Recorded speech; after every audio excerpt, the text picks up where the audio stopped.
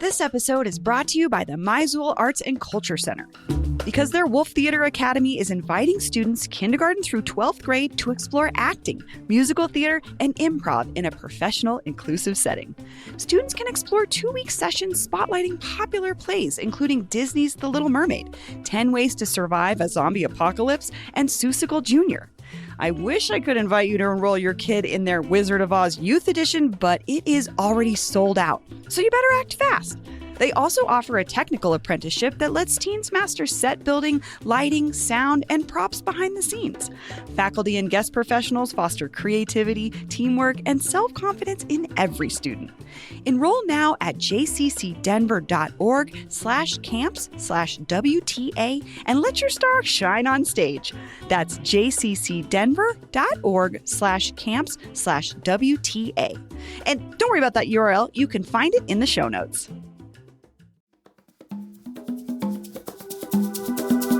Today on CityCast Denver, Mayor Mike Johnston went in front of Congress yesterday to defend Denver's newcomer policies. So producer Paul Caroli and I watched the marathon hearing and then sat down with longtime immigrants' rights advocate and State Senator Julie Gonzalez to dig into the political theater, the actual concerns Johnston might have post-hearing, and what it all means for Denver. Plus, stick around for a sponsored interview about some cool stuff happening in Aspen. I guarantee you will learn something new. Today is Thursday, March 6th. I'm Bree Davies, and here's what Denver's talking about.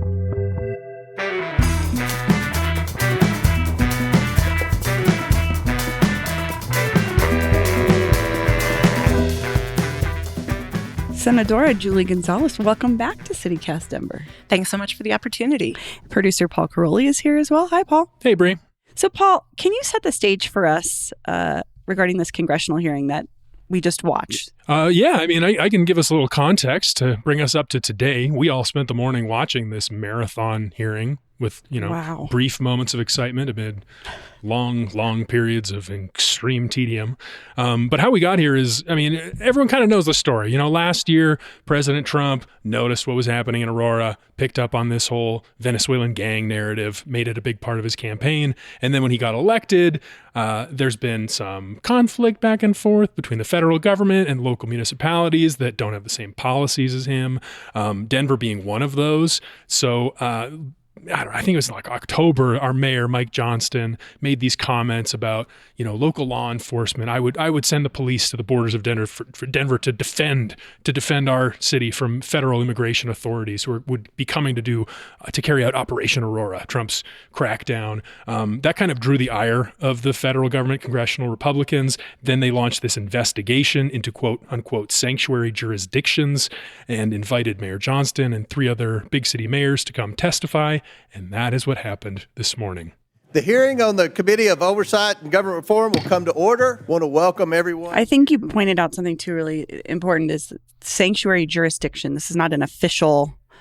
We are not an official sanctuary city in any capacity. Which isn't even really a thing. Julie, you Right. probably know this better than us, but it's not like a legal distinction. Yeah, it's not. Absolutely not. There is no official defined term of what is or what is not a sanctuary jurisdiction.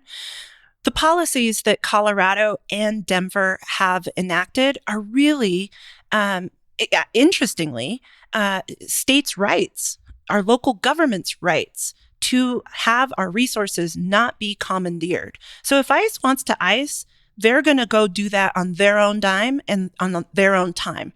But asking our local police officers or our county jails across the state of Colorado to go and hold people for additional time without reimbursement from the federal government is, 1, unconstitutional, 2, goes against our values and, quite frankly, our state laws.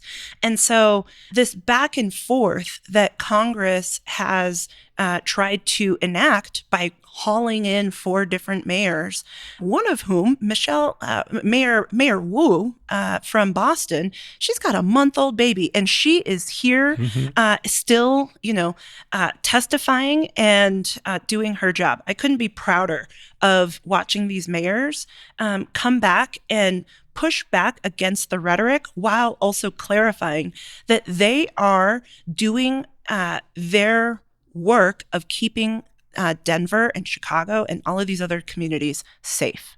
You brought up Michelle Wu. This is a Denver podcast. We're not going to talk about Boston, but I thought, we were talking about this is a national stage that maybe our mayor, Mike Johnston, might, rise to the occasion, get a little more national profile. I thought she stole the thunder this morning. She was the star to me. Yeah, I think on top of just like this part of her life that is happening, which is she's a mom. Mm-hmm. There was a point where they were like, do you need to take a break to breastfeed? And she was like, no, I'm good. My husband texted me, I'm cool, let's keep going. And I was just like, the calm and coolness. But yeah, I agree, Paul. She just came with it so prepared. And to see Mayor Johnston really tell the story of, look, we didn't create the problem, but we sought the solutions because Governor Abbott out of Texas, a Republican governor who literally was playing games with people's lives and sending buses to Denver with and sending folks with as little as a t-shirt and flip-flops.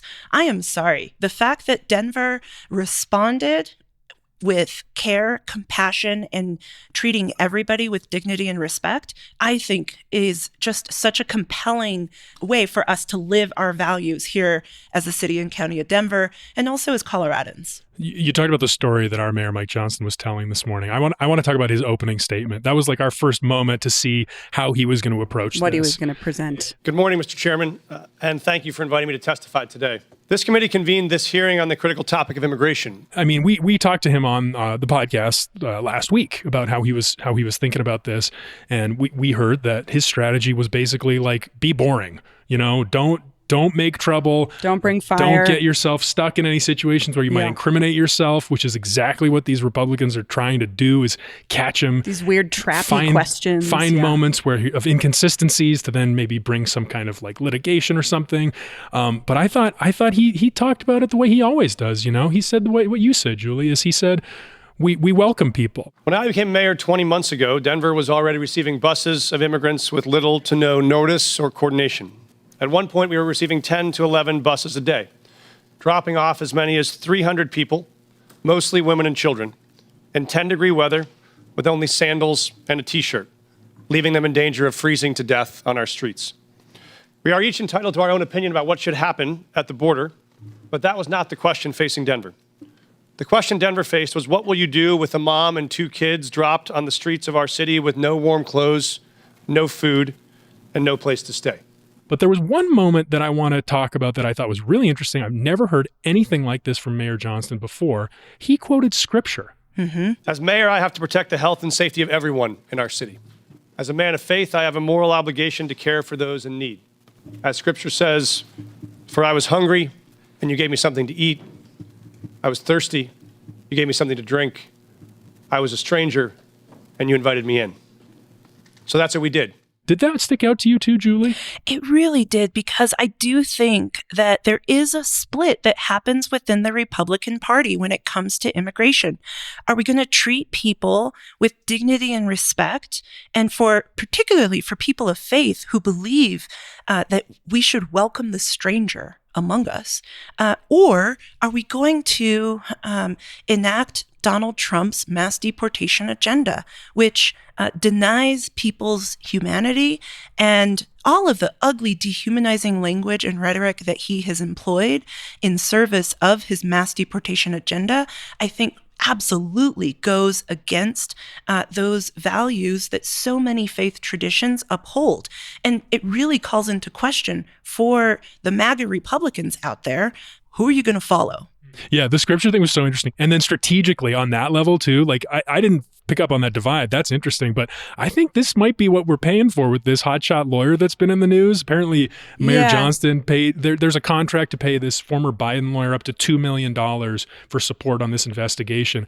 I bet that's her idea. Bring in the scripture, bring in the faith. It felt like a play to the audience in a smart way. And that, again, we have talked to Mayor Johnston many, many times over the last, 20 months he's been in office, and never once has that come up at all. And so, I think he was just being strategic and knowing the audience he was in front of.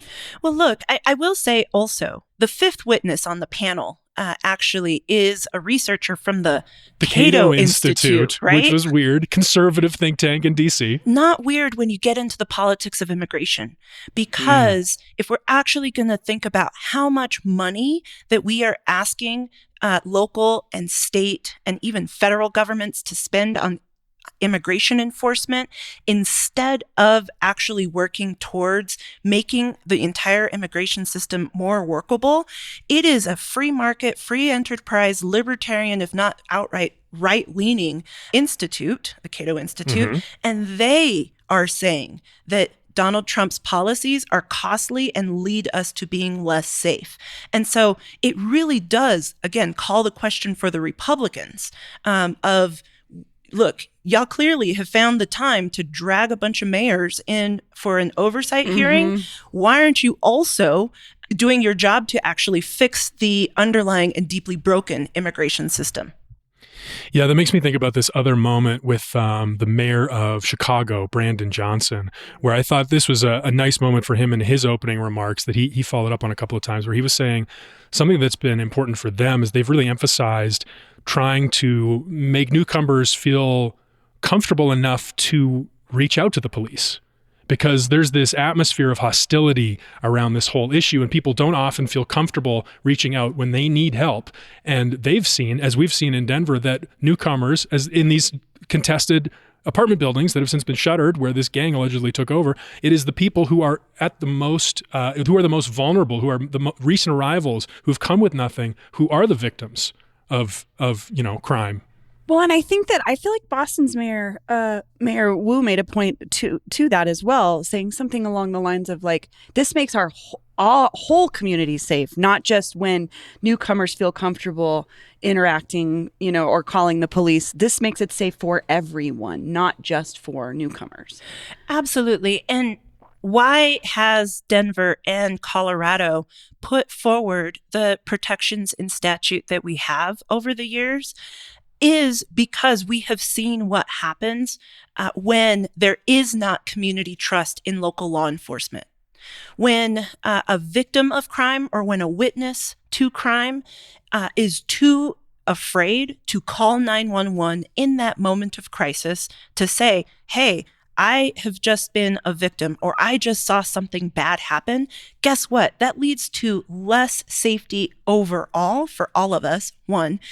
Two, here's the thing.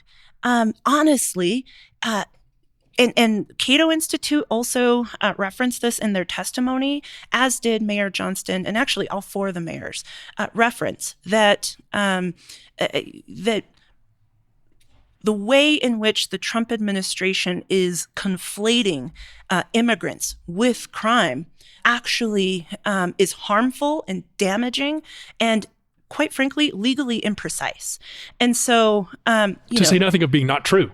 They all pointed out all the crime rates in all these cities have gone down as they've taken this more welcoming stance. Absolutely. Look, we've seen in Denver alone, homicides are down 17%, shooting victims are down 24%, auto thefts are down 29%.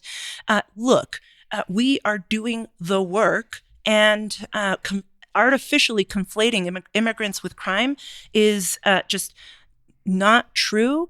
And here's the last thing I'll say. It is hard to build trust. It is easy to break it. And so what the Trump administration would have our local law enforcement officials do is choose between, again, building that trust or following Donald Trump's mass deportation orders.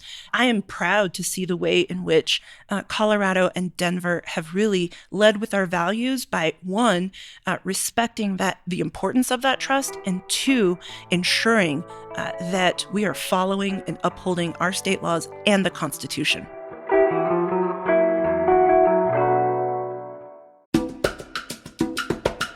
This episode is brought to you by the Arvada Center, because their spring musical is opening this month, and it's a good one. Check out A Gentleman's Guide to Love and Murder, opening March 28th. This Tony Award-winning musical comedy is about just how far one poor clerk will go to claim his inheritance. His name is Monty, by the way.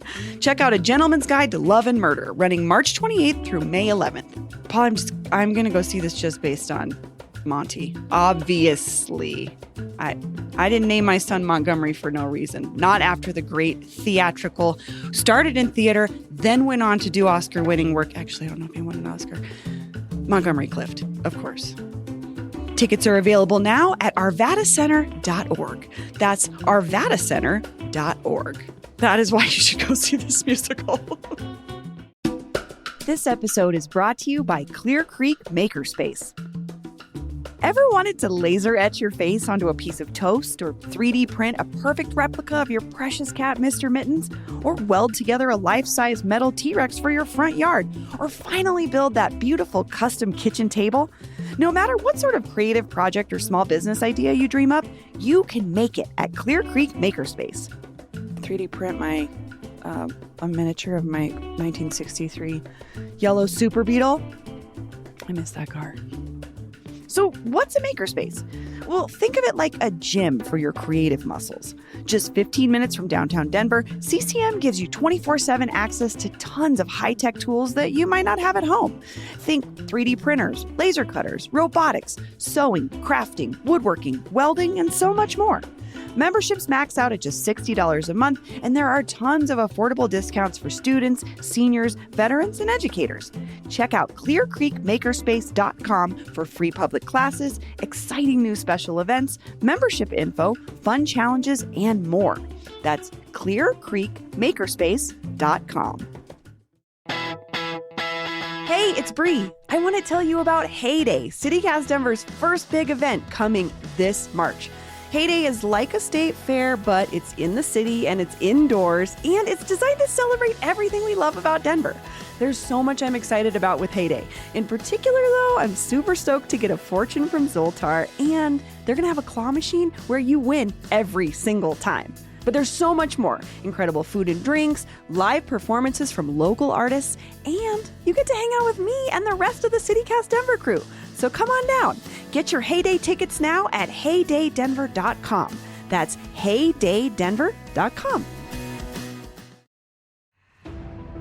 This episode is brought to you by Peacock. The new Peacock original documentary, Matthew Perry, A Hollywood Tragedy, dives deep into the beloved actor's rise to fame and his tragic death. 5 people, including Perry's personal assistant, 2 medical doctors, and an alleged Hollywood drug dealer known as the Ketamine Queen, were charged with conspiracy to illegally provide Perry with the ketamine. Explore the details of the case in this heartbreaking special, streaming now only on Peacock. Julie, I got a question for you. We know this is political theater. You know, these representatives are all just taking their fight. Yeah, I maybe know, right? why we tuned in. I don't know. It's fun. Some of it's fun. But they're taking their 5 minutes trying to make their points, trying to make their viral moments. You've done this before. Give us your theater review of Mayor Johnston. How did he perform on stage for us this morning? Look, I think that he led with his heart, and I think that he accomplished telling the story to the American people about the work that Denver has done to treat everybody with dignity and respect. I live just a couple of blocks away from Spear and Zunai, right? The big hotel. Absolutely. Yeah, where folks were camped out. He talked about this. Absolutely. The hundreds of people and dozens of families. And seeing my neighbors, seeing my friends just step up and say, yo, what are we going to do? And how do we treat people with kindness, because Texas is treating people so cruelly and quite literally playing games with people's lives. I give him a solid A for his performance and representing Denver well on this national stage. I gotta say, I'm gonna give him a TBD. That's my review for Mayor Johnston. Why? I'm so worried about all the numbers and the details. The same way I was in the lead up. I was like, what is gonna be the tiny thing that's incriminating? Because there's gonna be teams of staffers for all these representatives. They're gonna be pouring through this transcript, I'm sure of it, looking for these little inconsistencies to hold against Denver and maybe, cut funding for this program or that program. And I'm just worried there's gonna be something like that comes out, because there was a lot of numbers this morning. The federal government under the first Trump administration tried to sue Denver and for exactly the same argument. And look, we fought that fight and won. And so again, when you actually get into the details about the difference between a wannabe warrant, what I call a detainer, versus an actual warrant signed by a judge, those legal details matter. And I think the only hard part has been that there were moments where Republican members of Congress are asking yes/no questions. And instead of responding with a sentence, Mayor Johnston would try to jump in with a paragraph response. If that's the only critique I have of the mayor, I would have wished that he would have tried to narrow those responses down to sentences as opposed to paragraphs. But the underlying legal principle still remains. Those details matter. Now, look, I think the mayor who has a lot to worry about is, quite frankly, Mayor Adams from New York City. I agree. He's the one who I would not give an A in his performance. I think but you were watching him really between a rock and a hard place here because of his cozying with the Trump administration. And then on this panel with all these other Democratic mayors, you saw him squirming like, I don't actually know what to do. Yeah, sometimes I think that these congressional hearings, I say this often here at the state capitol as well, right? Sometimes these hearings are a little bit like watching paint dry, unless and until this flash of lightning strikes and it gets fascinating and interesting. Well, let's talk about that because it didn't come from who we thought, at least Paul and I thought it was going to come from, who was Representative Lauren Boebert. Yeah. Chair recognized Ms. Boebert from Colorado. Yeah, we expected. I expected I watched her more kind of from trip her. over herself a little bit. So, Mr. Mayor, would you join me today in calling and demanding that these sanctuary policies, these Colorado state laws, be repealed? Thank you, Congresswoman. Yes or no, Mr. Mayor? Pardon? Yes or no? Will you join me? I do not believe the detainer law needs to be changed. I can tell you what Denver Okay, does so you right now. don't want them to coordinate with ICE, but yet you're blaming the state of Colorado for those policies. It's a statewide law. It's not a Denver law. And you're blaming the state of Colorado for the law, yet you will not call for that law to be repealed. Correct? Yes or no? We do coordinate with ICE presently. I'm happy to tell you what we do on that. So She's kind of famous for these moments. She has, owned the libs on many occasions in these live moments. She's kind of good on her feet. But in this moment, we knew the mayor was thinking about it. We were talking about it. And I got to say, I thought she was terrible. Yeah. I thought she tried too hard to get into the details and she got lost and muddled and he had answers for everything. Details have never really been her strong suit, but, and in this moment, particularly when we're talking about this incredibly important issue, those details and those constitutional principles actually matter, right? And you can't play too cute by half on this issue. And sorry, she just didn't meet the moment. She did not meet the moment. Agreed. It was not good TV, and I don't think it was persuasive for anyone who was paying attention to that level either, the details level. I think it just got too muddled. I think she tried to bring in the fight between Denver and Aurora, which didn't make any sense, I think, to the bigger, wider audience. That's just details for us that we know. And I think she just fizzled out. She did. She was trying to make one point that I want to ask you about, Julie, because this is your wheelhouse. This episode sounds a little different because we're recording here in your office at the Capitol. But she was trying to talk about, Denver being a, quote unquote sanctuary city and upholding the state laws that we have that prohibit local law enforcement from collaborating with federal immigration officials. And she was saying but doesn't that violate the spirit of the law? Or she was trying to make a point about the spirit of the law when the Republicans clearly feel that Trump won the presidency with a mandate to execute his tougher approach to immigration. So I wanted to ask you, do you feel like there's any leverage that the federal government might have on you all here at the State House to change those laws? Look, the Constitution is extraordinarily clear on this, and the Constitution protects us all, regardless of your immigration status. Under the 10th Amendment of the Constitution, states and local governments have the rights to not be commandeered by the federal government. It is a weird world when Republicans are not defending states' rights. But here we are.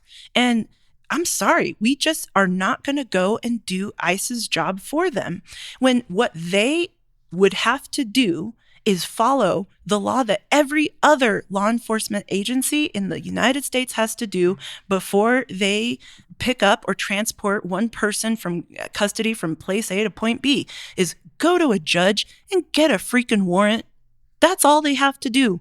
And then Denver And every other law enforcement across the state of Colorado would be happy if ICE would just go and talk to a judge just like everybody else. Well, there are some judges thinking about this, though. Like Boebert referenced this lawsuit out of Douglas County that some of the other neighboring municipalities have joined to try to pressure the state to change this law. And she's called on Polis to do this as well. Like, is that real pressure that you all are actually feeling? That case that Congresswoman Boebert was referring to was actually dismissed.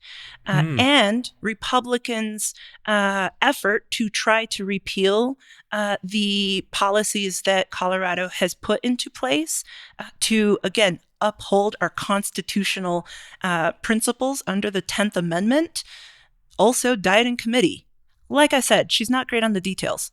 I do wonder, how does this hearing play into that bigger picture conversation then about what the Republicans want? Like I mentioned before, right? There's a war that's playing out right now within the Republican Party. And so the Republican Party is going to have that battle within Team Red themselves. And I'm just going to sit back and watch them with, I'm basically going to be that gif of like, popcorn. Yeah. Watching that all play out because they can't reconcile it amongst themselves, which is why they're engaged more in theater than they are actually in legislating and bringing forward common sense solutions. Paul, Senadora, thanks for joining me. See you next time. Hey, man, anytime y'all want to talk about immigration, y'all know I'm here for it. And now, please enjoy this sponsored interview with Paul and Eliza Voss of the Aspen Chamber Resort Association about some really cool stuff happening in Aspen this year. Hi, I'm Paul Caroli here with Eliza Voss, Vice President of Destination Marketing at Aspen Chamber Resort Association. Welcome, Eliza. Thanks so much for having me. Eliza, I'm so glad you're here because we get to talk about one of my favorite Denver Aspen connections I don't think people know about, Herbert Bayer. Yes. So Denverites who have driven on I-25 know the French fry sculpture called the Articulated Wall, technically. Herbert Bayer is the artist behind it, but he has deep roots in Aspen. Eliza, can you talk to us about that? So Walter and Elizabeth Pepke were industrialists from Chicago. They came to Aspen following World War II and brought with them Herbert Bayer, who was a Bauhaus master. Bauhaus was an art school in Germany, and many of the masters had to flee during World War II. And when the Pepkes arrived in Aspen with Herbert Bayer, he sort of became the modern-day founders of Aspen today. And the most obvious place to start to look at Herbert Bayer's art is the Aspen Institute campus, which he also designed. So the Aspen Institute campus is definitely, rich with Herbert Bayer art and influence. I mean, people have this idea of Aspen, but I think Denverites, if they were to go with that idea of like seeing more of Herbert Bayer's influence, I think it would be such a richer experience. Yeah, he was a prolific artist. Every time I go to the Resnick Center for Herbert Bayer Studies, I'm sort of blown away at how much he produced. Not just French fries, folks. Yeah. So I guess we have to talk about business a little bit. The ACRA, the Aspen Chamber Resort Association, is a destination marketing organization, and I know you all have a new destination management plan. The whole idea of that is like helping people have a good time, making sure that a visit works for the tourists and the people that live there. Yes. What should listeners know about this new plan? For a long time, destinations were focusing only on the visitor, and sort of following COVID, it came to everyone's attention that it really needs to be a symbiotic relationship between the resident and the visitor. So the industry in general reached back out to their residents to understand what was working for them and what was not.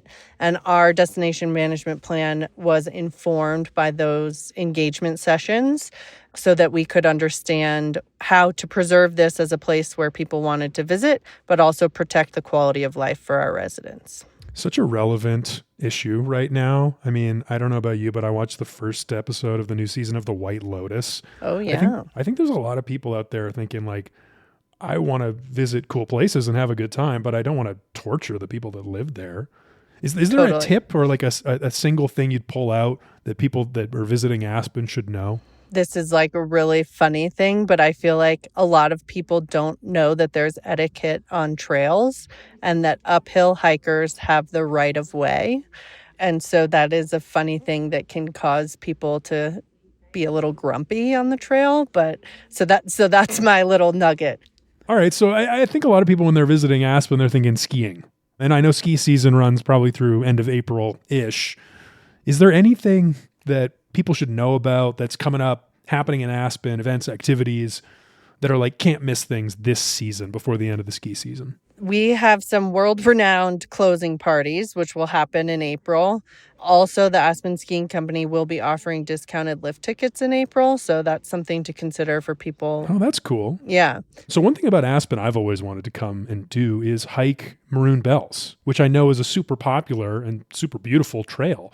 Is there anything about Maroon Bells that people should know? So a couple of things. If you're actually hiking those 14,000-foot peaks, I would recommend going with a guide, but I think you're probably referring to there's a scenic trail at the base of the recreation area around the lake. Yeah, I want to get that John Fielder photo of the reflection of the mountains. Yes.